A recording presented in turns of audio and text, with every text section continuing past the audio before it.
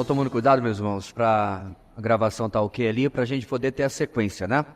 Caso você esteja chegando nesse vídeo agora, deixe seu like, não, estou brincando. Temos a primeira parte, certo? Que foi de 1 hora e alguma coisa, mas vamos colocar depois o link na descrição desse vídeo, exatamente para aqueles que não assistiram, né? Então vamos lembrar, irmãos, a gente está falando sobre sexo segundo o fabricante, esse tema intimidade com o presente de Deus. Bem, nós vimos 4 pontos na primeira parte, né, vários meses atrás. Eu vou apenas mencioná-los, vai ser projetado ali. Em primeiro lugar, meus irmãos, o sexo existe para refletir aspectos da imagem de Deus no ser humano. Deixa ele se encontrar ali. A estagiária.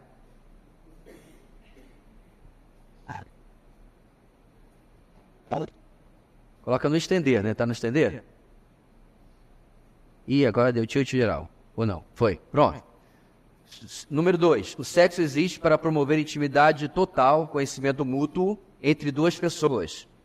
O sexo existe para a procriação de novas imagens de Deus e do casal. E, finalmente, o sexo existe como selo que celebra a aliança conjugal. Então, irmãos, nós temos apenas outros 2 pontos para vermos hoje, certo? Fecharmos a nossa palestra que começamos na primeira vez. Número 5. O sexo existe para o prazer e a satisfação mútua de desejos profundos no ser humano. O sexo existe para o prazer e a satisfação mútua de desejos profundos no ser humano. Irmãos, quando nosso primeiro antepassado, Adão, foi criado, Deus lhe deu a tarefa de dar nomes para os animais. Isso foi, como biólogo ou zoólogo, a primeira tarefa que ele recebeu. E sozinho ele completou a tarefa, que lhe mostrou, quando ele deu nome aos animais, um fato assustador. Depois de todos os animais desfilarem diante do homem, ele percebeu que todos tinham seus pares. Mas, diz o texto, para o homem, todavia, não se achava uma auxiliadora idônea. Está em Gênesis capítulo 2, versículo 18. Por isso é que Deus fala, não é bom que o homem esteja só. E acho interessante, meus irmãos, como Deus fez, obviamente de propósito, primeiro o homem sozinho e depois providenciou para ele a sua companheira, que lhe completava, né? Esse é o termo exatamente, a questão de idônea é aquela que está diante, aquela que completa. E por que ele não fez como ele fez com todos os animais? Porque ele não fez isso com o cavalo, né? Então o cavalo estava lá, ele não se percebeu sozinho, cadê a minha cavalinha? Não, ele já fez tudo pronto. Mas quando chegou no homem, de propósito, ele fez isso, lembrando, irmãos, que nós não somos animais racionais, como a biologia quer colocar. Nós somos completamente à parte, apesar de sermos seres biológicos, seres vivos, que temos semelhança com os animais, como nascer, né, crescer e morrer e tudo mais, nós não somos animais racionais, nós somos um ser humano criado à imagem e semelhança de Deus. Então, na criação, irmãos, é interessante notar que o homem, porém, ele não estava literalmente sozinho, não é isso? Havia animais, havia cachorros, gatos no jardim, animais selvagens, assim por diante. E detalhe, o próprio Deus estava com o homem, lhe fazia companhia naquele paraíso. Mas esses relacionamentos, irmãos, inclusive o relacionamento com Deus, o principal, vertical, não era suficiente. Por quê? Porque não cumpriu o propósito de refletir a imagem de Deus no relacionamento horizontal de 2 e 1. Não atendia ou não conseguia atender os desejos profundos de relacionamento de companheirismo. O que a gente está querendo dizer aqui? Apesar, meus irmãos, do nosso relacionamento com o nosso próprio Deus ser maravilhoso, ser tudo aquilo que faltava na nossa vida até o dia da nossa conversão, na mente do Senhor, Ele sabia disso, não seria suficiente, não preencheria para o próprio homem a necessidade dos seus desejos mais profundos do ser humano. Nós que somos casados sabemos, irmãos, que a gente teve talvez um ótimo relacionamento com o nosso irmão, nossa irmã, ou não. Tivemos um ótimo relacionamento com nossos pais, avós, ou não. Temos grandes amizades. é interessante, irmãos, que cada um desses relacionamentos parece que ele preenche algo na nossa vida. Mas nenhum deles é igual ao relacionamento conjugal. Porque Deus assim planejou. Nesse relacionamento de parceria, de 2 em 1. Assim, todos esses não conseguem atender os desejos mais profundos de relacionamento de companheirismo que nós, seres humanos, temos. O homem precisava de alguém semelhante a ele, para inclusive poder cumprir a ordem dada a ele de cuidar do jardim e depois de crescer e se multiplicar. Deus disse que não era bom que ele tentasse a sua missão de vida sozinho. E aqui eu quero abrir um parênteses. Isso não está nenhuma crítica ou nenhum desprezo àqueles que por um motivo ou outro passarão sua vida na solteirice, certo?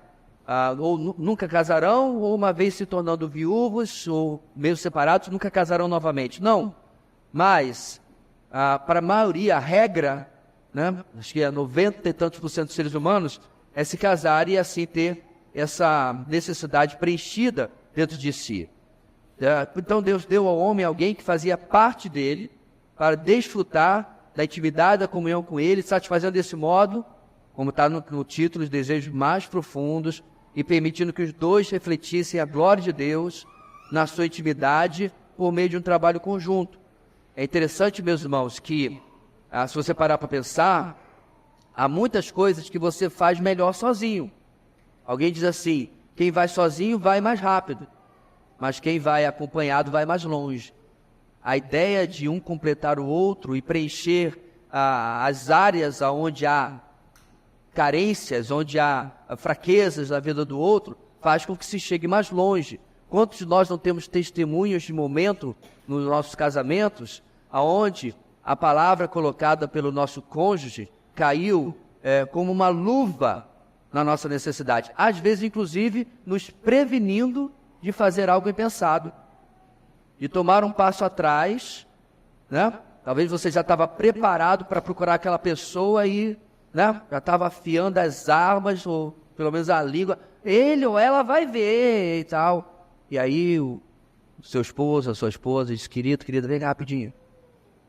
Às vezes a custa, meu irmão, de você, ou minha irmã, atacar até seu próprio cônjuge que quer lhe ajudar. Não acontece ou não acontece?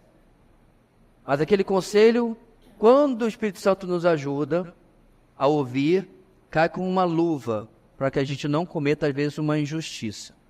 Não haja de uma maneira precipitada. Isso é um benefício imenso que existe dentro do relacionamento conjugal. Dentro dele também, do relacionamento, o ato sexual é a consumação da satisfação e do prazer dessa comunhão. Não é tudo, mas traz essa completude naquilo que a gente está procurando. Provérbios capítulo 5, que é um texto que também vai ser projetado ali, ele aconselha o casal unido pelos laços do matrimônio a procurar essa satisfação mútua como forma de, inclusive, Paulo vai completar, de evitar a imoralidade. O texto diz, beba a água da tua própria cisterna e das correntes do teu poço, sejam para ti somente, não para outros estranhos contigo. Seja bendito o teu manancial e alegra-te com a mulher da tua mocidade, corça de amores, gazela graciosa, sacie-te os seus seios em todo o tempo, embriaga-te sempre com as suas carícias. É interessante, meus irmãos, que antigamente tinha gente que lia textos como esse e dizia assim, isso não pode estar na Bíblia. Negócio de saciar com seios? Como é que pode um negócio desse? Porque, falamos isso na primeira parte, é uma visão distorcida da sexualidade. Lembra que nós mencionamos? Faz como que a gente precisa que apague a luz. Por quê? Para Deus não ver. Né? Deus também tem óculos infravermelho. Não adianta apagar a luz. E Deus também, de forma alguma, ficaria horrorizado com algo que Ele mesmo criou, que Ele mesmo formou. Mesmo no meio, irmãos, infelizmente, da cristandade, se desejou passar a ideia de que o sexo era simplesmente para reprodução, até mesmo, adivinhe só, alegorizando obviamente o texto de Gênesis capítulo 3, dizendo que era o pecado original. Agora para pensar, Deus literalmente diz para eles, cresçam e multipliquem, e num capítulo depois vai puni-los porque eles tiveram relação sexual. Não faz absolutamente nenhum sentido. Todas essas distorções, irmãos, né, de um cristianismo analfabeto de Bíblia, não batem com aquilo que Deus fala, por exemplo, nesse texto aí. Algo interessante nesse texto, como o sábio enfatiza, beba a água da tua própria cisterna. Ou seja, a monogamia é colocada de forma poética. A fidelidade é colocada de forma poética pelo autor de Provérbios. Inclusive, ele fala também, completando isso, sejam para ti somente e não para estranhos contigo. Semana retrasada em Manaus, oficializou-se um cartório, o primeiro trissal. Não é uma overdose de sal, 3 vezes sal, não. É o termo que inventaram para o casal de 3, né? Porque casal não dá para ser 3, então tiveram que inventar um outro. E para piorar, irmãos, a depravação humana é a doutrina mais fácil de comprovar na humanidade. Para completar, são 2 irmãs de sangue, dividindo o mesmo homem. Você conseguia pensar isso 20 anos atrás? 30 anos atrás? A única cultura que eu sei que isso acontecia era entre os mormons. Continua acontecendo, eles escondem, né? Que é a poligamia. Mas conseguia imaginar uma coisa dessa? Não, hoje sai na mídia como gente evoluída, como gente esclarecida, porque os comentários da reportagem diziam isso. Gente tão madura, mulheres tão maduras que não conseguem sentir ciúme uma da outra. Provérbios, meus irmãos, e a sabedoria de Deus vai na contramão de tudo isso que esse mundo tem tentado normalizar, né? Transformado em algo natural. O livro de Cantares exalta a beleza do relacionamento físico, exalta a beleza do amor romântico, a beleza do amor sexual dentro do plano matrimonial de Deus. Foi outra literatura bíblica que tentaram transformar em outra coisa que não aquilo que ela realmente diz. Primeiro, alguns rabinos tentaram dizer que Cantares, na verdade, retratava o amor de Deus pela sua amada Israel. Sim, Deus trata Israel dessa maneira. Lembra de Oséias? E acusa, inclusive, Israel de estar cometendo adultério espiritual. A gente tratou disso na exposição de Oséias. É verdade, Deus trata isso em Oséias. Chegando, irmãos, o Novo Testamento, a igreja, teólogos tentaram fazer a mesma coisa. Comentaristas tentaram fazer a mesma coisa. Só que agora mudaram as figuras. Cantares está falando sobre Cristo e a igreja. Eles não conseguem se decidir sobre o que está falando. Mas você já leu Cantares? Você já leu Cantares, né? Nem que seja de curiosidade. Eu li quando era adolescente. Adolescente curioso, né? Mas eu li também muitas vezes na minha leitura bíblica anual. Cantares, meus irmãos, ele é muito mais explícito e sensual do que você pensa. É porque para a gente não faz sentido. Quer ver só? Boa. Você é como a égua de Faraó. Você deve estar pensando assim, nossa, pastor é grosso, né? É uma esposa de égua. Mas, meus irmãos, vocês já viram as éguas de Faraó? É que, quer ver como vai diferente? Você é como uma gata. Vendo?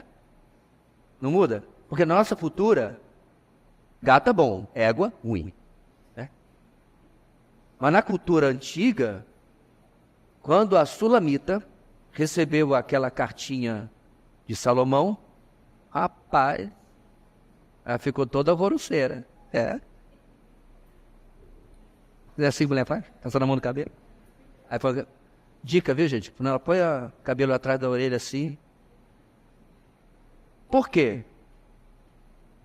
Porque ele estava elogiando, irmãos, atributos físicos de beleza da sua amada, no contexto da poesia do mundo antigo. Né? Aí fala das crinas, é o cabelo dela. Agora, venhamos e convenhamos, né? Crina de cavalo, de égua, realmente é bonito. Aí a gente pode até entender a simbologia. Aí vai falar sobre torres ou árvores com frutos maduros que eu vou subir. Mas, meus irmãos, você acha que realmente o autor de Cantares estava falando de fruta? Estava falando de coisa lá da feira do produtor? Não. Ele está de simbologias do ato sexual, da corte antes disso, né? da paquera. vamos chamar uma coisa mais moderna, nem sei se é tão moderna assim. Mas o fato, meus irmãos, que a Bíblia é um livro que provê para nós isso que está ali no número 5. E o Novo Testamento, irmãos, ele vai ecoar esse aspecto da satisfação sexual. Mútua, claro, né? No casamento de um para o outro. O apóstolo Paulo, por exemplo, enumera desejos sexuais como uma das razões pelo qual as pessoas sim devem se casar. Não pode ser a única. Quando eu estou tratando com jovens, e até no pré-matrimonial, né, que eu faço, eu sempre falo, você não pode buscar o casamento só porque, né, a coisa está pegando. Você está lidando com pensamentos, não pode ser a motivação principal. Mas, olha o que ele fala, meus irmãos, é melhor casar do que viver abrasado, ou, em outra versão, é 1 Coríntios 7,9, né, viver ardendo-se em desejo. Porque Deus nos fez assim. Essa é uma das razões, meus irmãos, porque devemos instruir os nossos jovens a ter limites, regras claras entre eles, os namorados, durante a época do namoro.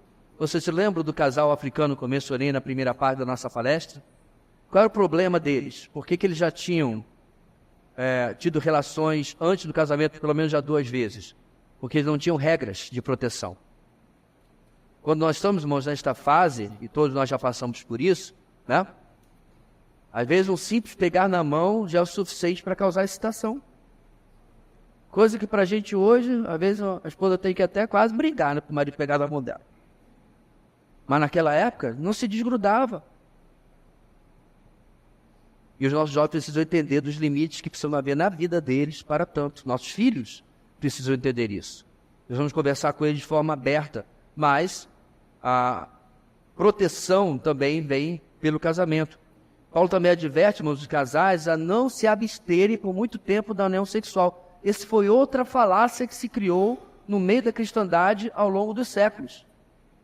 Que se você se abstém de relação sexual, você é mais santo. Paulo diz o seguinte, irmãos, no mesmo contexto, tá? 1 Coríntios 7, versículo 5, que não deviam se abster, deixar de ter relações sexuais, para que Satanás não vos tente por causa da incontinência. Ou seja, pela falta do autocontrole.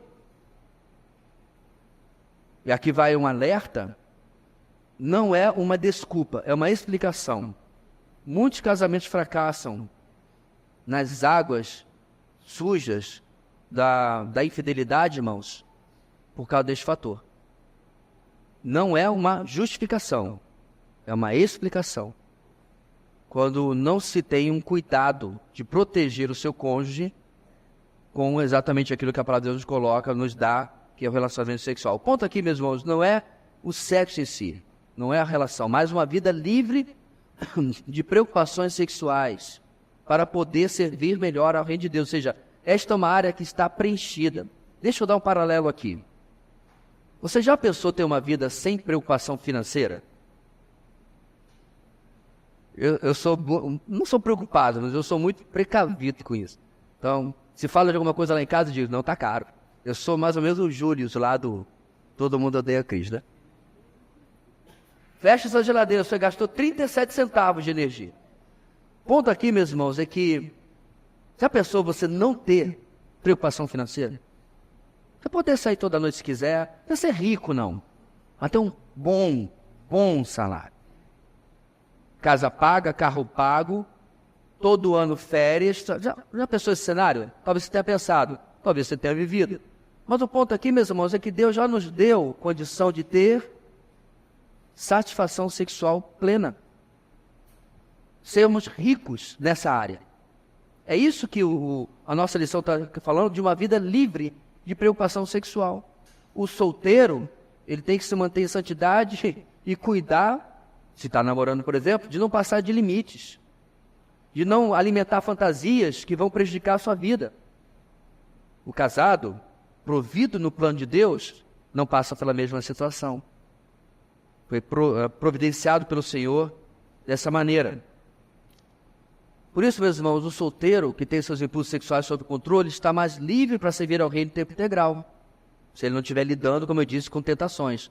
Mas aquele, talvez a maioria que não tem esse dom, deve se casar para poder focalizar seus esforços no serviço do rei, sem desvios e tentações imorais. Parênteses. Pastor, mas eu conheço casos de pessoas que, por testemunhos dados depois, não tinham problemas de frequência ou de negação sexual dentro de casa e nada, e ainda assim, sabe por quê, meu irmão? Porque o pecado emburrece. É como se eu estivesse naquela situação que eu mencionei da liberdade financeira, certo? Tenho plena a atenção e satisfação do que eu preciso, mas eu vou roubar alguma coisa. Eu não preciso, mas eu vou roubar aquilo que é de outro. Não foi exatamente isso que aconteceu com Davi? E diz passagem, meus irmãos, ele não tinha uma. Nas minhas contas, naquela altura, ele tinha 3 mulheres. O que já era em si errado. Mas ele tinha 3. Quando Deus o repreende por meio de Natã, o que Deus fala? Ele dei a mulher do seu inimigo. Se isso fosse suficiente, eu teria lhe dado mais. De alguma forma, meus irmãos, entendo o que eu quero dizer. Deus estava dizendo, apesar desse não ser o meu padrão, eu estava disposto a permitir que você tivesse outra esposa. Além de ele tinha Abigail e eu não lembro o nome das demais. Outra esposa, se isso não fosse suficiente. Você não precisava, como ele mesmo disse, ter roubado a ovelha do seu próximo. Bem, no nosso caso, meus irmãos, de maneira nenhuma, Deus nos daria outros homens ou outras mulheres. Não é o contexto, não é o que eu estou querendo dizer aqui. Mas a liberdade que Ele nos dá dentro do casamento deve nos ser suficiente para não precisarmos roubar aquilo que não é nosso. O pecado, meus irmãos, que é acima de tudo uma enfermidade do coração, essa é uma frase de Tim Keller, que a gente mencionou várias vezes. O pecado, que é acima de tudo uma enfermidade do coração, exerce forte impacto sobre o sexo. Nossas paixões e desejos sexuais hoje encontram-se extremamente distorcidos. O propósito do sexo é entregar-se por inteiro para a vida toda. O coração pecaminoso, contudo, deseja usar o sexo por razões egoístas e não para expressar uma entrega total, de modo que a Bíblia estabelece diversas regras em torno dele para que possamos usá-lo de maneira correta. Podemos resumir a ética cristã sobre o sexo da seguinte forma: o sexo é para ser usado no casamento entre um homem e uma mulher. Ponto final. O grande problema, meus irmãos, é que nós temos problemas com as cercas de Deus. Tem essa frasinha que virou até plástico de carro, né? Hoje não se coloca mais plástico no carro, mas Deus já inventou o sexo seguro e chamou isso casamento. Quantas vezes eu vi gente rindo dessa frase? Aí diziam assim, mas fulana pegou AIDS do marido e tal. Porque esse marido não respeitou essa frase. A frase está certa. São os homens pecaminosos, pecadores, que resolveram sair da cerca de proteção que o Senhor nos deu. Isso, meus irmãos, vale para absolutamente todas as áreas da nossa vida. Deixa eu colocar uma coisa, meus irmãos. A liberdade cristã, ela não significa que nós podemos fazer o que quisermos. O Davi Murray, ele conta, iniciando uma mensagem sobre isso, ele conta a história de criança, que era de uma ovelhinha, que a mãe sempre dizia para ele, filha, brinque sempre por aqui. Os pais diziam, brinque sempre por aqui. Não pule a cerca. Interessante, né? Pular a cerca. Não pule a cerca, porque do outro lado, na floresta, vive um lobo. Então, com um enorme pasto para ela brincar. O que ela fez? Pulou a cerca. Acho interessante, meus irmãos, o livro de criança está mostrando sobre a liberdade cristã exatamente o que eu estou dizendo. Dentro dessa cerca enorme que Deus nos deu, por exemplo, do relacionamento sexual dentro do casamento, há liberdade. Mas os homens, infelizmente, querem experimentar algo que não tem direito, que está fora da liberdade que Deus nos dá. Nosso sexto e último ponto, irmãos, ser projetado ali embaixo dos demais, o sexo existe para promover a manifestação do outrocentrismo que caracteriza a vida de Cristo em nós. 2 textos, irmãos, que falam sobre outrocentrismo, tá entre aspas, porque essa palavra não existe, né? A palavra inventada para nos comunicar. Efésios 5:21. Sujeitem-se uns aos outros por temor a Cristo. Esse verso, irmãos, ele está antes de todas aquelas passagens que vão falar de homem, no caso o marido, esposa, filhos, pais, servos, senhores, né? Interessante, esse é o cabeçário. Sujeitem-se uns aos outros. E aí ele vai falar das categorias. Então, esse sujeitem-se, dentro dele é que vai estar aquela parte da mulher sendo submissa ao homem, o homem amando a mulher. Lembra? Então, a maneira com que cada um daqueles tipos é sujeito é vivendo a sua missão. Do jeito que Deus deu a pais, a filhos e a todo o resto. Então, a vida, meus irmãos, voltado para o outro, é a característica do cristão. Marcos 10, 45. O próprio Filho do Homem, quem é ele, irmãos? Quem é? Jesus.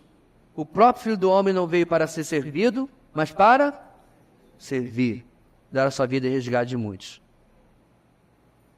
Você já se imaginou na cena de João 13, do lava-pés? Você já se imaginou ali? Você teria ou não teria a mesma atitude de Pedro? Eu tenho certeza que eu teria. Não, Senhor. O Senhor lavou meus pés de maneira nenhuma. Porque eu lavar os pés, irmãos, era a tarefa do escravo mais baixo da casa. Tinha o escravo, da onde veio a palavra pedagogo, que cuidava das crianças. Certo? Esse estava lá em cima, na cadeia produtiva. Esse que lavava pé? Não. Jesus faz isso. Por quê, irmãos? Filipenses 2, 3. Nada façam por ambição egoísta ou por vaidade, mas humildemente considere os outros superiores a si mesmo. O que vem antes disso, irmãos? Tenham o mesmo sentimento que houve em Cristo Jesus. Ele fez isso aqui. Exatamente o que está ali em Filipenses 2:13, que aliás, o resto do capítulo, do começo do capítulo, vai falar sobre o esvaziamento dele. Agora, para pensar, irmãos. O rei e dono do universo se esvaziou para servir a mim, mas eu não consigo me esvaziar para servir a Leila. A gente não é esquisito? A gente não é estranho? Então, irmãos, esse último propósito para o sexo pega tudo que nós já vimos. Deus criou o sexo como forma de mostrar a beleza de Cristo em relacionamentos alicerçados em uma aliança, já vimos, e dedicados ao outro acima de si mesmo. Essa é a essência da vida de Cristo, agora refletida na vida conjugal. Timothy Keller novamente diz: aliás, o sexo é talvez o meio mais poderoso que Deus criou para ajudar você a se entregar inteiramente a outro ser humano. É o modo designado por Deus para que duas pessoas digam uma a outra: pertenço completa, inteiramente, exclusivamente a você. O sexo não deve ser usado para dizer nada menos que isso. Na outra parte, nós falamos, irmãos, que um relacionamento, tanto nas outras áreas, como agora na área da intimidade, onde o meu objetivo único é satisfazer o outro, e o objetivo único do outro é satisfazer a mim, como pode dar errado?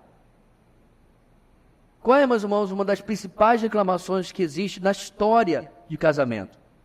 Aonde havia uma dinâmica desequilibrada, em que um só se anulava, só servia, só tomava sobre si quase todas as responsabilidades, e o outro era servido e parecia uma peça de móvel na casa, não faz absolutamente nada.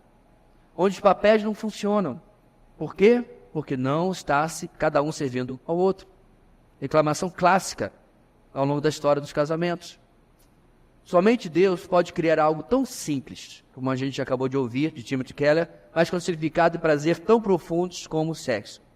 Somente também Satanás para fazer de tudo para transformar esse meio glorioso em alguma coisa pervertida.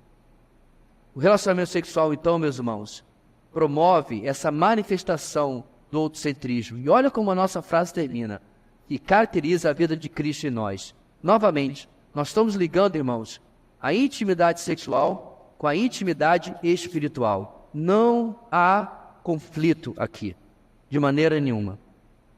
Como foi mencionado anteriormente, as diversas bênçãos de prazer que Deus nos deu, nós como seres humanos conseguimos transformar em algo pecaminoso.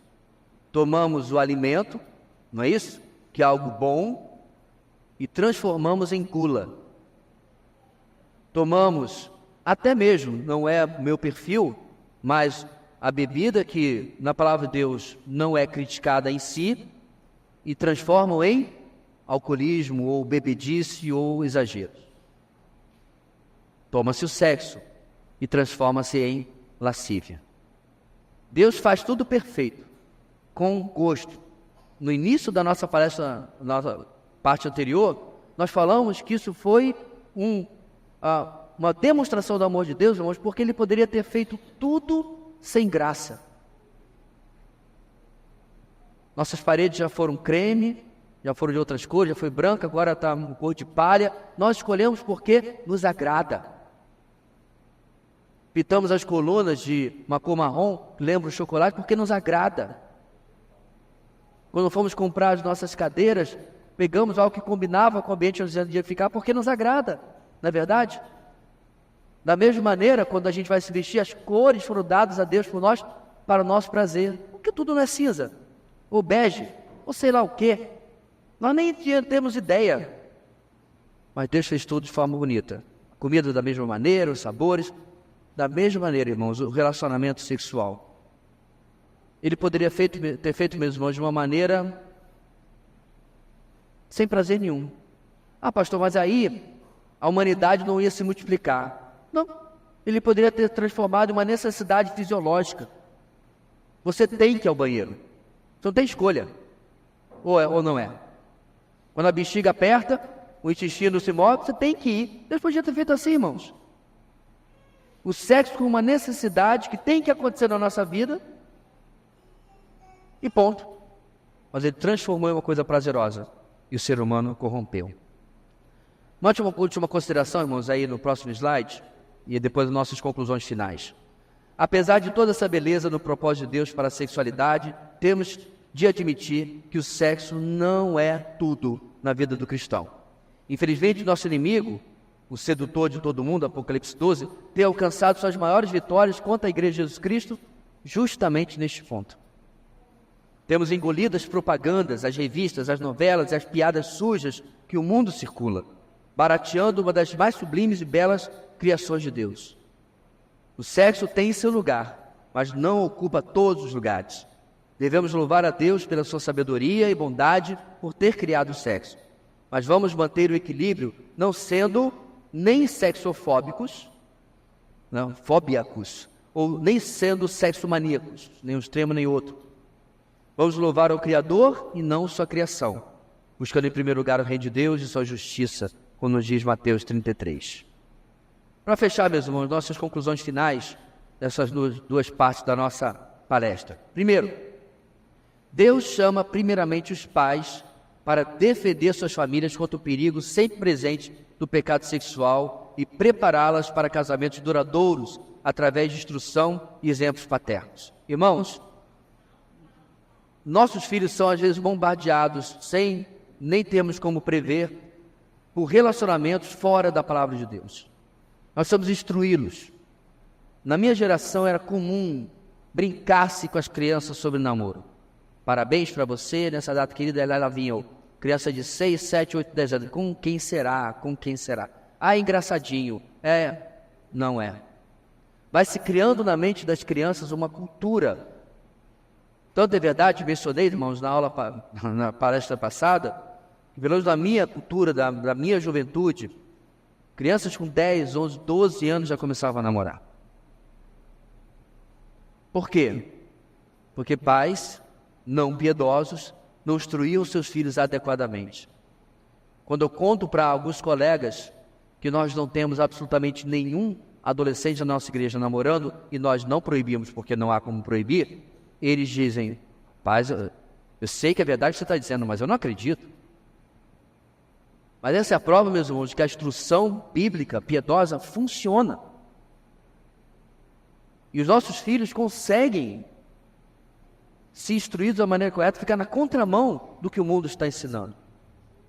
Apesar das pressões, como eu sei que o filho de alguns de vocês já receberam na escola, de até coisas piores. Segundo, a vida sexual saudável não inclui apenas uma compreensão intelectual do que ouvimos, mas nem uma frequência satisfatória, ou um momento que seja bom para mim.